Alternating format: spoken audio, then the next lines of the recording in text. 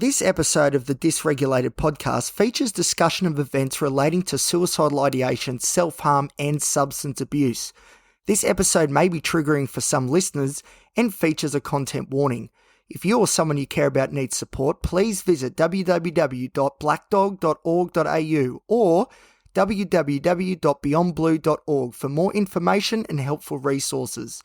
If you reside in Australia, you can call Lifeline on 131114 or Beyond Blue on 1300 224 636. For listeners outside of Australia, please visit www.findahelpline.com.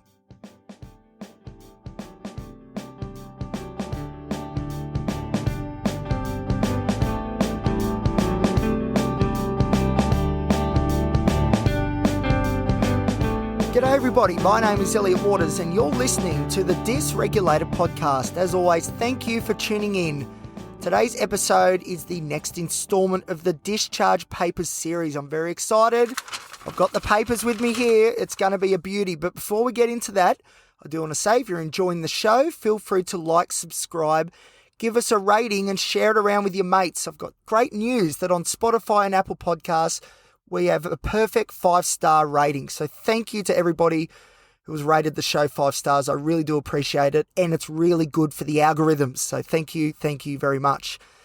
And I hope that it is worthy of a 5-star rating because this episode, like so many that have come before, you know, there's no such thing, even though at the top of these papers, right, these discharge summaries, it says private and confidential. But let me tell you, there are no secrets on this show. I am an open book. My story is your story as well if you want it to be. All right, so we're on this journey together, and with this podcast, there is no such thing as private and confidential. So if you think that's pretty cool and it's worthy of a 5-star rating, please give us a rating. That would be awesome. All right, moving right along, let's have a look at the discharge summaries from the Maitland Private Hospital. And it goes something like this. Name, Mr. Elliot Waters, that's me, admitted on the 21st of October 2022 and discharged on the 18th of November 2022. So we're in there almost a full month. Then it lists my diagnoses, which is plenty. So pen and paper when you're ready. Let's have a go. All right, we've got OCD, Asperger's / high functioning autism, ADHD, borderline personality disorder, bipolar type 2, generalized anxiety disorder, social anxiety disorder, possible seasonal affective disorder, and I think that is all of them. I think there's so many labels. I'm going to do an episode on these labels and see if having or collecting these labels is actually helpful or if it's been detrimental to my journey. So I will dive into that at some point because I've collected heaps. And you may remember from previous episodes that during my time in the Maitland Private Hospital, in the psychiatric ward there, I was given the diagnosis of Asperger's or high-functioning autism, so I collected another label. Anyway, let's move right along. Background. Mr. Elliot Waters was a 32-year-old male, I still am, who had long-standing mental health issues with multiple diagnoses in the past. He had a long history of poor response to psychotropic medications and presented for admission for a medication overhaul. That is right. A big overhaul was required, and that is exactly what we got. So as I turn the page, it continues. Elliot had a deterioration of mental state prior to admission with obsessive, negative, intrusive thoughts, particularly around his relationship with his current girlfriend, where he had thoughts that she was going to cheat on him, even though, and this is the most important part, there was no evidence to suggest that this was the case. I'm going to say that again. So my BPD is listening because that is where this sort of material has risen from. Unfortunately, this is classic BPD. There was no evidence to suggest that this was the case. None whatsoever. And this is exactly what BPD does. It creates these false narratives and puts you in this fight or flight, defensive mode. And it says, right, something really bad, usually something around the abandonment sort of idea or someone's going to leave and, it's going to be terrible. BPD comes up with this false narrative and then uses its friend, OCD in my case, to jam home the point. So I did an episode about the relationship between BPD, OCD, and depression as well. So if you've got some questions, I would definitely recommend listening to that episode. I think I explained it clearly enough. But in short, that's what happens. BPD comes up with this false narrative and says, righto, OCD, this is what I want you to say to Elliot repeatedly over and over again. And that's what the OCD does. It just jams it home, and it is terrible. And the problem is, this is the problem with borderline personality disorder, because it doesn't just bring the individual who's got it down. Don't get me wrong. It is so detrimental to people that have it. It's been so detrimental to me. But the worst part, I think, is that it drags other people in, the people that you care about the most. It drags them in and tries to drag them down with you as well. And it is terrible.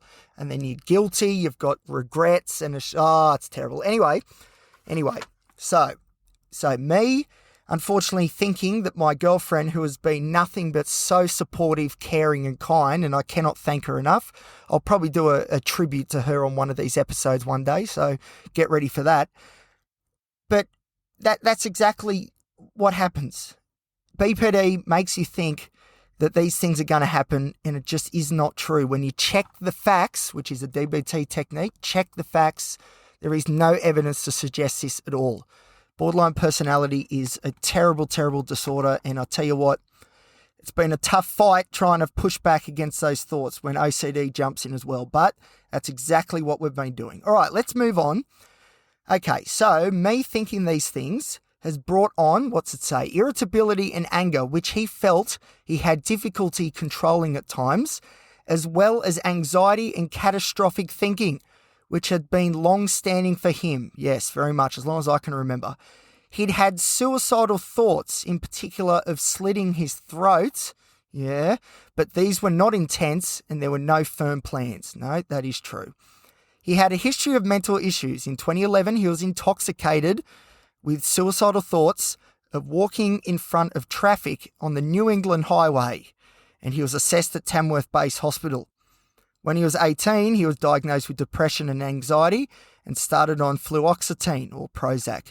He had a diagnosis of bipolar disorder, in 2018 due to periods of elevated mood, pressure of speech, increased spending of money, and the reduced need for sleep.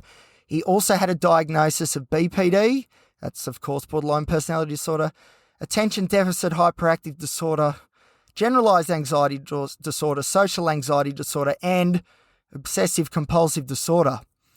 In 2019, he'd had several admissions to the Mater Hospital, which we know because I've done episodes about that. As I turn the page again. So several admissions to the Mater Hospital, what he describes as dissociative experiences and suicidal ideation after a relationship breakup. True. Leading up to his current admission in 2022 with worsening, negative, ruminating thoughts. I tell you what, there is a lot of my story that I haven't told yet on this podcast. There is so much material to come. For example, just briefly, this mentions a relationship breakup, and there is a lot that happened at that time, which has brought on a lot of the things that are happening now. So I need to go through that in some episodes moving forward as well. But to be honest, it's very, very raw stuff, and there's lots of regrets and remorse around that period. So it's going to be a big effort to do that episode, but it is coming because it explains a lot about what is going on now. Anyway, moving forward, in regards to risk, there had been no previous attempts of suicide, even though he'd had suicidal ideation. And that's true. The closest I got was in Tamworth. So I'll explain this quickly. For people that don't know, Tamworth is in the country in New South Wales, and it hosts the Country Music Festival, Australia's largest music festival. So what happened was I was going through a really tough period in Tamworth because I moved there from Newcastle for a job opportunity and I didn't know anybody, and it was really tough work. It was tough going. And I remember I was at my limit, and the country music festival was on, so I was going to the pubs and listening to the bit of country music, having a beer. And anyway, it all got too much, and I was just drinking as much as I could. And I come up with this idea: if I walk out onto the highway, I'll get hit by a truck, and that's a way to go. That's it. Thankfully, I got so drunk on this particular occasion, I walked out the front of the pub, and then I collapsed in a park that was next to the highway, and I was so drunk I couldn't walk.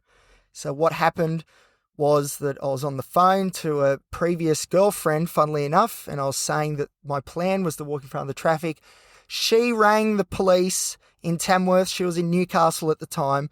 She rang the police and they came and picked me up along with the ambulance. And thank God I drank so much that I could not walk, because that was a very scary experience. Anyway, there's a bit more to that story. It deserves its own episode as well. So let's press on. Okay. There was no forensic history. This is a good part. He had a history of binge drinking and also a history of illicit drug use, including MDMA, cocaine, ecstasy, and THC. Look, yes, I've dabbled in a few of these things, but I wouldn't say it's ever been consistent. Anyway, that probably is another episode as well. Although he'd been abstinent for the past 2 years and there was no IV drug use, thank goodness. In the past, he'd been on multiple psychotropic medications. Here we go.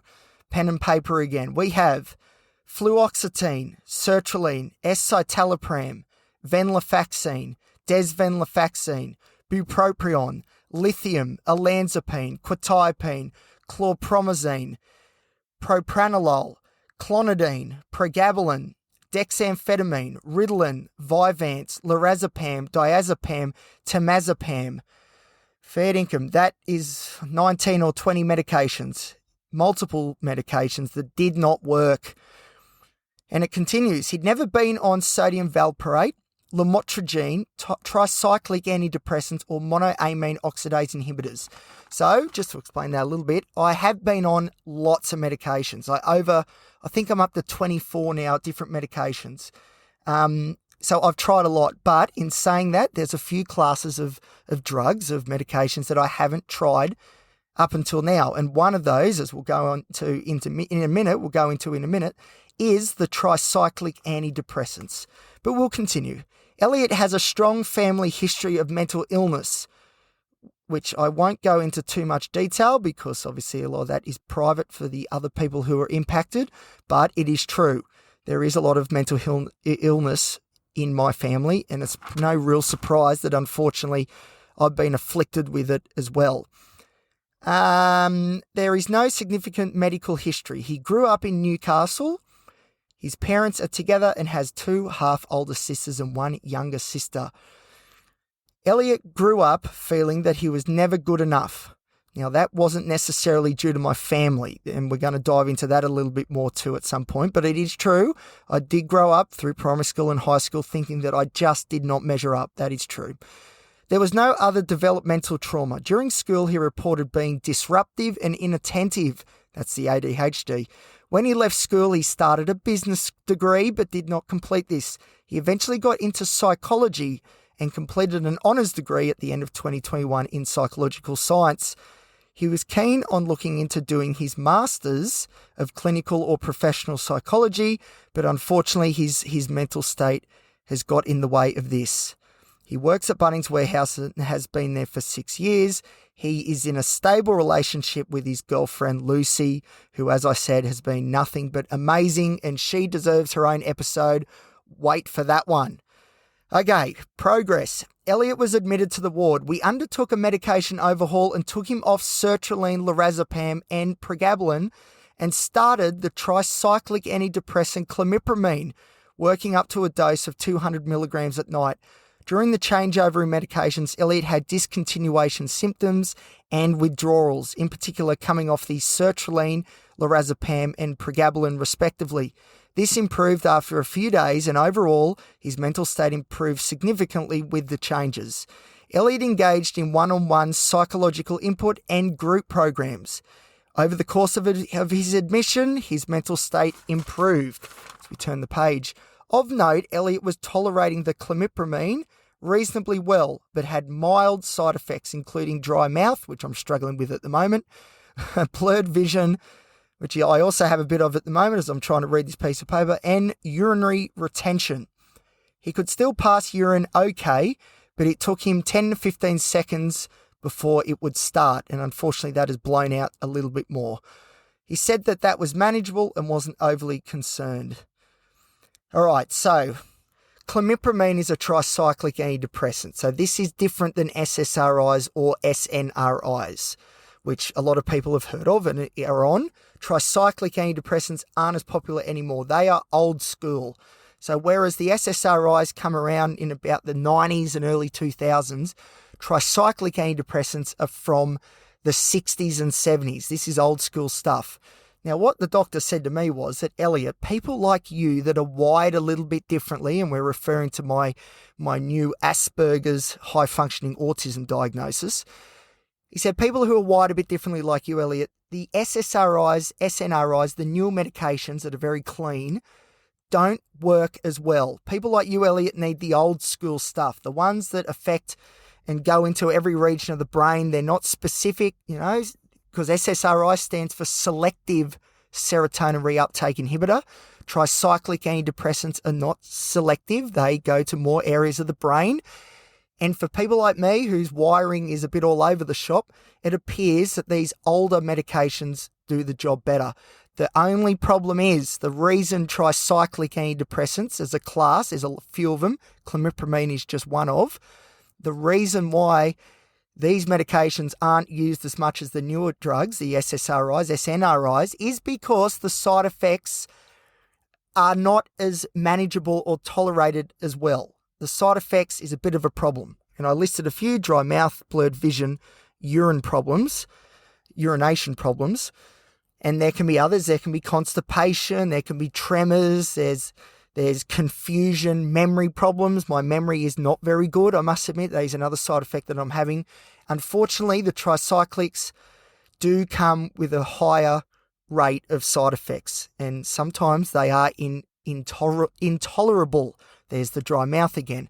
Try and stick with me. This is a very hard episode to get out, let me tell you. So I hope that makes sense. The tricyclics are old school. They're not as clean as the SSRIs, for example, and I'm going to do an episode on tricyclic antidepressants as well. But that is the gist of the story. They're not as clean, so the side effects are a bit more severe, and unfortunately, I have a few of them. But this is the way I was thinking, and this is why I said to my doctor when I reported these side effects that I'm having, if I can be happy and enjoy life and actually engage with the world and have a good time and really try and do my best and be in the frame of mind to be able to do that, then you know what? If it takes me 30, 40, 60 seconds before I can urinate, who cares? Because at the end of the day, if I'm able to have a successful relationship and I'm getting very emotional. This is a bit weird. This isn't what I thought was going to happen. But anyway, we'll proceed. But that's the thing, leading up until this point, I lost the ability to have fun and enjoy life. And I was heading down the path of ruining another relationship. And this is a relationship that this is the big one, she's bloody brilliant. And there is no way I can stuff this up.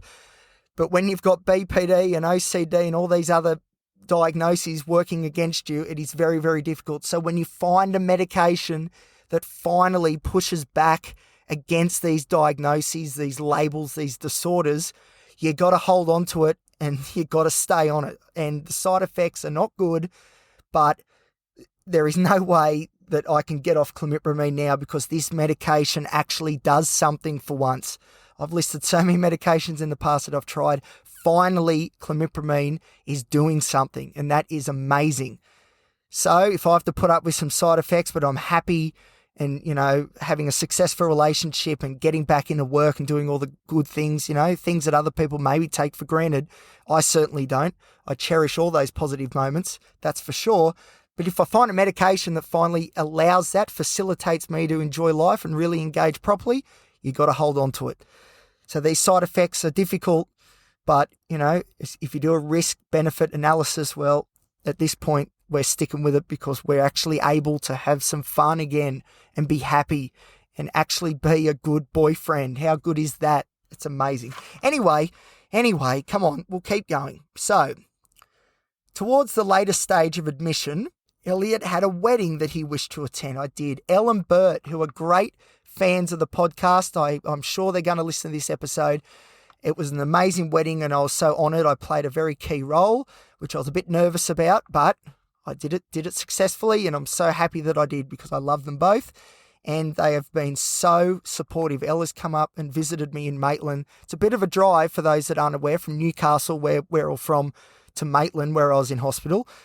You know, my girlfriend come up every day. She only missed one day when I was in the hospital. She come after work, and Elle was up there every second day to see me and make sure I was okay. These are the people you need to hold on to, and it's really amazing. Anyway, so Elle was getting married, and I really wanted to go. So I opted for discharge. This is the doctor's words again. I'm back into the discharge papers. He opted for discharge the day before the wedding. I gave him a management plan if the urinary retention worsened. And that's right, I did have to drop my dosage of clomipramine down a little bit from 200 milligrams to 150, but we're back up to 200 milligrams because the clomipramine is doing a good job, and let's stick with it. All right, upon discharge, Elliot was bright and reactive. There was no formal thought disorder, no psychosis, and no suicidal ideation. He was orientated, insightful, and hopeful towards the future. Now, I have to interrupt there because, see, this is the problem. I'll be completely honest with you, as I always am on this podcast. I don't remember much of the day that I was discharged. I don't remember packing my gear. I know I left a lot of my stuff in my room at the hospital. I do not remember much about the discussion that I had with the doctor. It was not good. So I sort of put on an act and tried to pretend everything was okay. I even tried to fool myself and believe that everything was okay because I really wanted to go to the wedding, which I did, and I'm so glad that I did. But the problem is, when I was discharged, I think I was in a pseudo-manic state, and I do not remember it very well at all. I do not remember it because I was high flying. I don't know why, but my brain did this. This is what happens, unfortunately, with bipolar and BPD. I went to this elevated level, and I was able to convince myself during the time and the doctor that everything was all good when it actually wasn't. And that is why, here's a little spoiler alert, that is why Elliot may be returning to the hospital, because we're not quite there yet. There's still a few things that are going on that need looking at. And I think a good example is that when I was discharged, I was flying a little bit too high, and I put on this act, and I thought everything was all good, and I convinced myself it was, and I was so overjoyed at getting out and being able to go to the wedding that I think it pushed me into the dangerous manic high. Because I tell you, they're probably going to do an episode on this as well. That wedding was amazing, and I'm so glad I went. It was brilliant, but unfortunately, Elliot got a little bit out of control. There was a bit too much happiness going on, and I got a little bit out of control later after the wedding. So, hold on tight, because there's an episode coming about that, because there's a lot more to this story than what this discharge paper says. But I do have to intervene and say, although, yes, Elliot was orientated, insightful, and hopeful, the truth is I was a bit overdone, or a bit underdone in some ways. So we're probably going to have to go back. But anyway, let's continue. I've been doing a lot of extra talking. We talked about pressured speech earlier. We're sort of in one of those moods as well. So thank you for listening and holding on, because this is a very difficult episode to get out. So I really appreciate you listening, and I hope I'm not waffling too much. Anyway, let's continue. All right, so medications on discharge: clomipramine, 200 milligrams, and quetiapine, 25 milligrams, which I'm slowly titrating off. But it is hard to get off quetiapine because you do struggle to sleep. So I'm still on 25 milligrams, but we were on 100, 150. So we're getting down, which is good news. Okay, follow-up. Elliot was planning to follow up with his GP. He asked if it was possible if I was able, this is the doctor, to see him on an outpatient basis. But unfortunately, this was not possible. I recommended he still keep in contact with his current psychiatrist.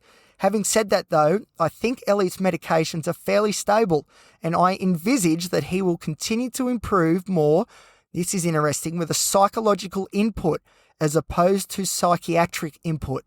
So there you go.